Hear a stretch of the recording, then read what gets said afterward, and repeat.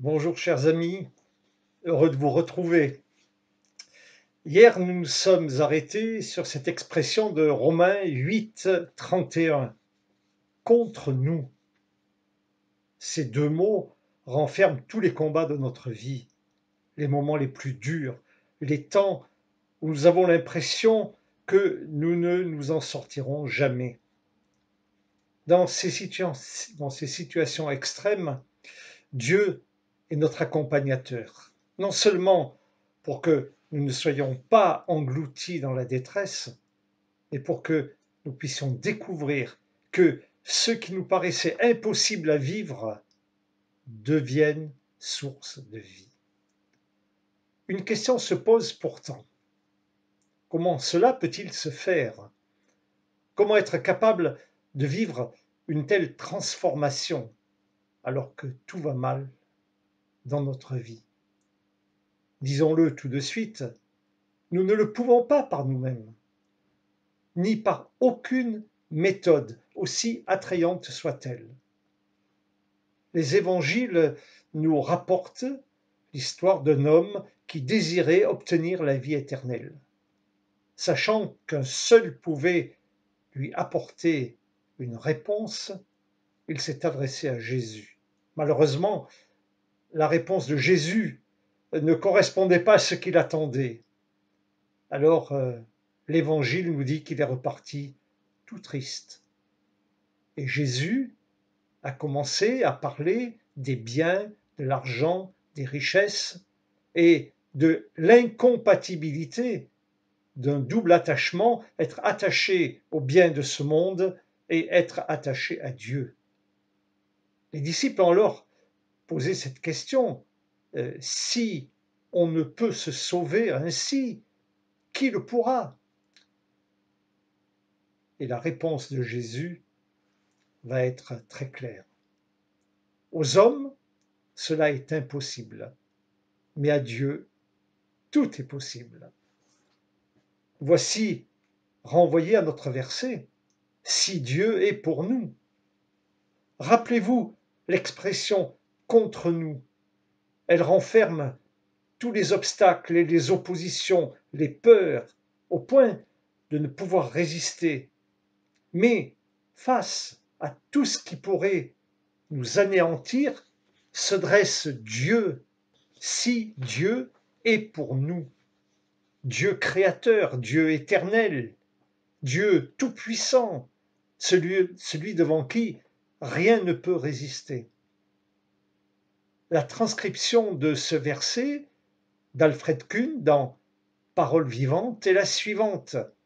Si Dieu se place ainsi à nos côtés, celui qui est à nos côtés est le Dieu devant lequel nul ne résiste. C'est le Dieu créateur du ciel et de la terre. C'est le Dieu d'Abraham, d'Isaac, de Jacob.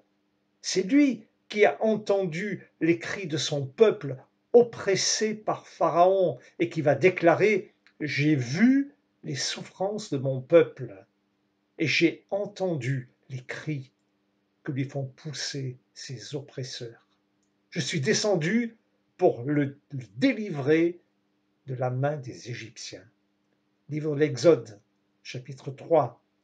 C'est le Dieu des prophètes, celui qui va annoncer le jugement, mais aussi le Dieu de la restauration, le Dieu de la délivrance. C'est le Dieu de Jésus-Christ cloué sur la croix, devant les yeux incrédules de ses disciples. Et tous pensaient que tout était terminé. Au matin de Pâques, les femmes viennent embaumer le cadavre, mais elles entendent ces paroles. Pourquoi cherchez-vous parmi les morts celui qui est vivant? Il n'est pas ici, il est ressuscité.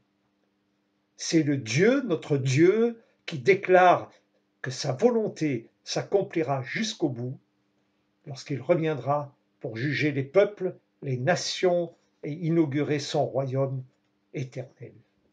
Quel paradoxe!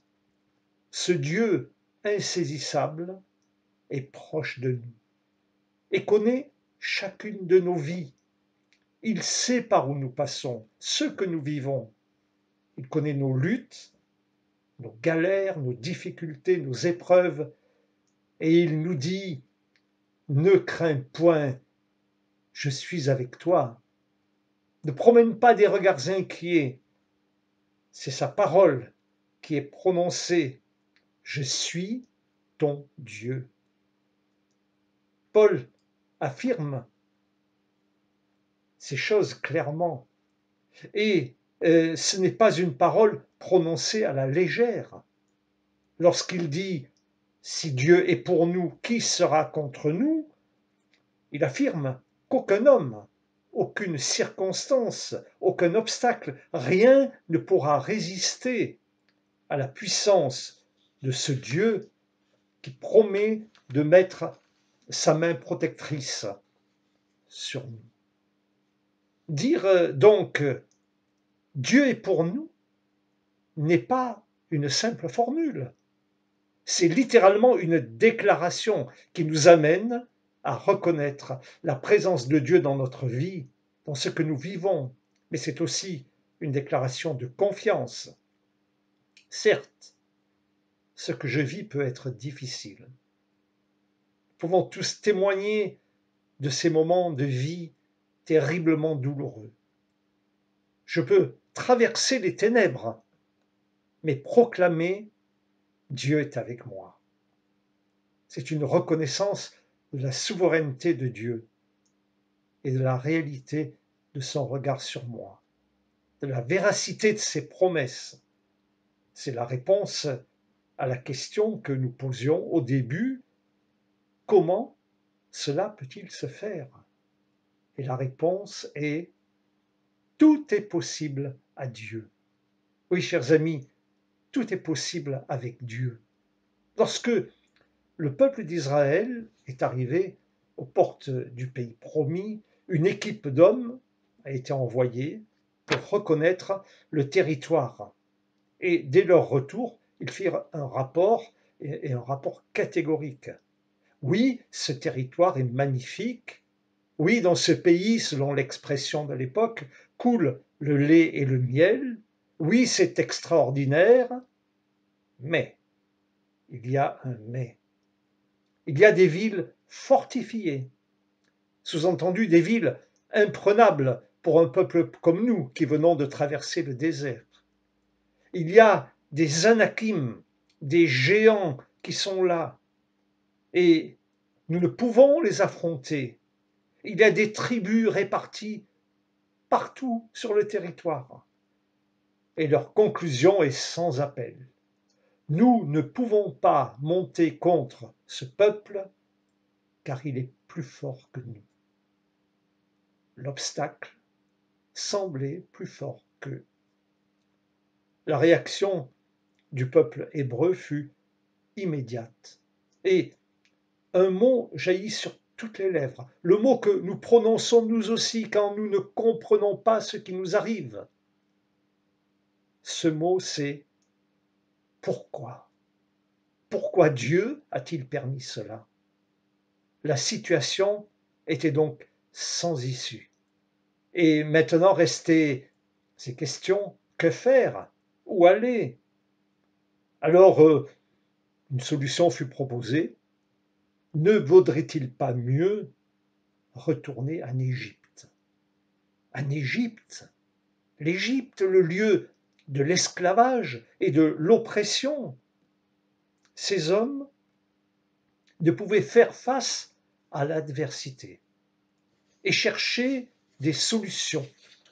Et la seule solution qu'ils ont trouvée en eux, c'était retourner d'où ils étaient partis. Pourtant, deux hommes ont pris le contre-pied de toutes ces récriminations. Deux hommes décidés. Ils ne dirent pas « ce sera facile », ils ne dirent pas « essayons pour voir si ça marche ou si ça ne marche pas », pas du tout. Ils affirmèrent « si l'Éternel nous est favorable, il nous mènera et nous donnera ce pays ». Puis il continue N'ayez pas peur des gens de ce pays. Écoutez bien, l'Éternel est avec nous. Ne les craignez pas. Ce sont exactement les paroles de l'apôtre Paul.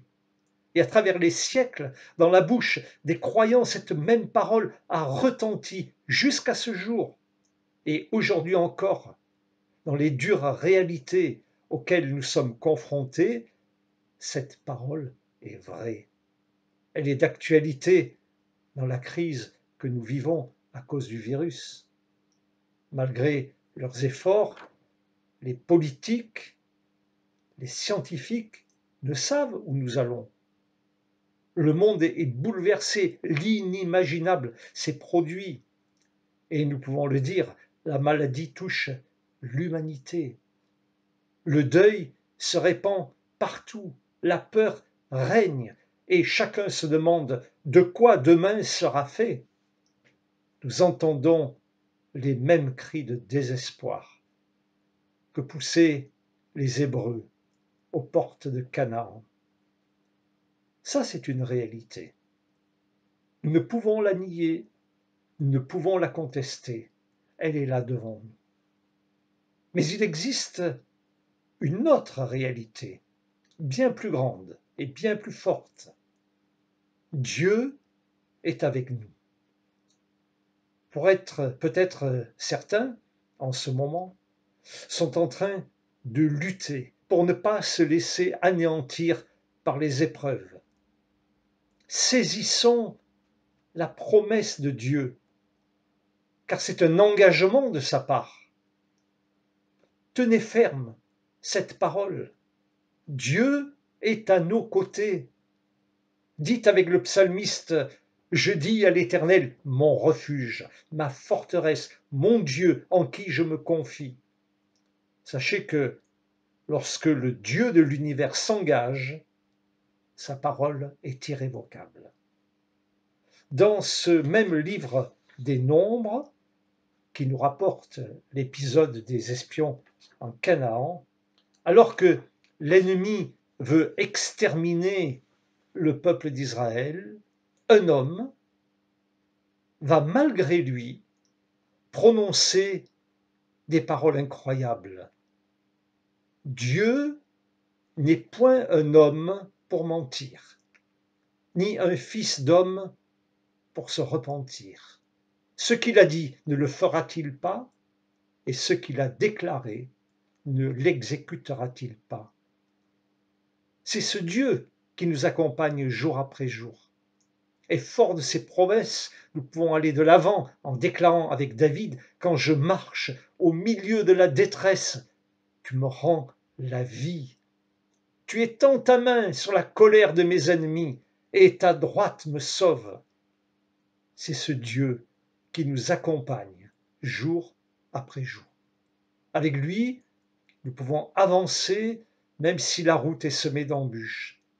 Et malgré les obstacles, nous pouvons affirmer, si Dieu est pour nous, qui sera contre nous? Chers amis, je vous donne rendez-vous pour la suite de cette méditation. Que le Seigneur vous bénisse. À bientôt.